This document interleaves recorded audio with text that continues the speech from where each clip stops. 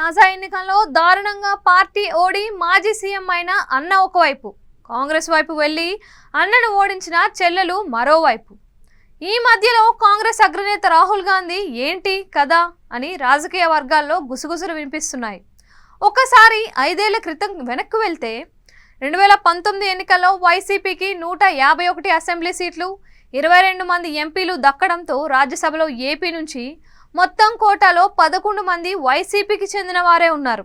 ఇదిలా ఉంటే 22 మంది ఎంపీలు ఉన్న రాజ్యసభలో బలం ఉన్న బీజేపీకి ఫుల్ మెజారిటీ ఉండడంతో జగన్ ఏమీ చేయలేకపోయారు. ఇక 151 మంది ఎమ్మెల్యేలు, 22 మంది ఎంపీలు ఉన్నారని ప్రజలను, నాయకులను, కేడర్ని పట్టించుకోకుండా జగన్ వ్యవహరించారు అని అంటారు.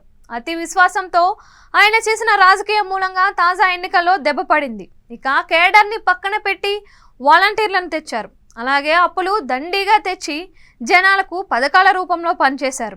అవే తమకు పెట్టని కోటగా ఉంటాయని, తమ ఓట్లు అవే అని భావించి యువత, ప్రభుత్వ ఉద్యోగులను, అలాగే పెన్షనర్లను, మధ్యతరగతి వర్గాలను, ఉన్నత వర్గాలను, అలాగే చదువుకున్న వారిని, ఇలా వివిధ వర్గాలను ఏమాత్రం వైసీపీ ప్రభుత్వం పట్టించుకోలేదు.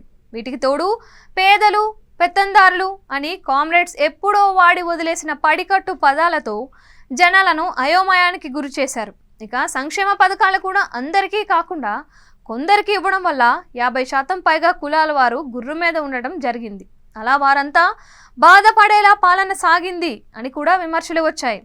తన ఫోటో చూసి మాత్రమే ఓట్లు పడతాయని ఎన్నికల సమయంలో ఇండియా టుడే ఇంటర్వ్యూలలో చెప్పడం ద్వారా కేడర్ని అధినాయకుడే అవమానపరిచారు అని టాక్ వచ్చింది.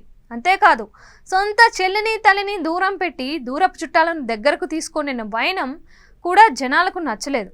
అంతదాకా ఎందుకు, కడప ఎంపీ అవినాష్ రెడ్డి మీద హత్యారోపణలు ఉంటే ఆయన్ని గట్టిగా సమర్థించడాన్ని జనాలు జీర్ణించుకోలేకపోయారు. రాజకీయం అంటే షార్ట్ కట్ మెథడ్, వాలంటీర్ల వ్యవస్థ అని, డబ్బులు పంచుతూ పథకాలు చేస్తే అదే సాగిపోతుంది అని కొత్త పొలిటికల్ ఫిలాసఫీని కనుగొనబోయిన జగన్ బోల్తా కొట్టారు అని అంటున్నారు. చంద్రబాబుని చాలా తక్కువ చేసి చూడటం వల్లనే ఆయన సత్తా ఏంటో ఈ ఎన్నికల్లో చూపించారు అని విశ్లేషిస్తున్నారు. కేవలం 2 ఎకరాల ఆసామి నుంచి ఈరోజు ఇంతటి స్థాయికి వచ్చి 4.5 దశాబ్దాల సుదీర్ఘ రాజకీయ అనుభవం గడిచిన బాబు డక్కా మెక్కీలు తిన్న నాయకుడు. ఆయన రాజకీయ జీవితం గురించి సరైన అంచనా వేయలేకపోయారు జగన్. తన చేతిలో ఉన్న 4 మంత్రులతో బాబుని తిట్టించి అందులో ఆనందం పొందడమే రాజకీయం అనుకోవడం వల్లనే ఇలా ఫలితాలు వచ్చాయని పార్టీ వర్గాలు అంటున్నాయి. ఇలా పొరపాట్లు, తడబాట్లు, తప్పులు లెక్కలేనని చేయడం వల్లనే వైసీపీ ఘోరంగా తాజా ఎన్నికల్లో దెబ్బతింది అనే ఒక అంచనా.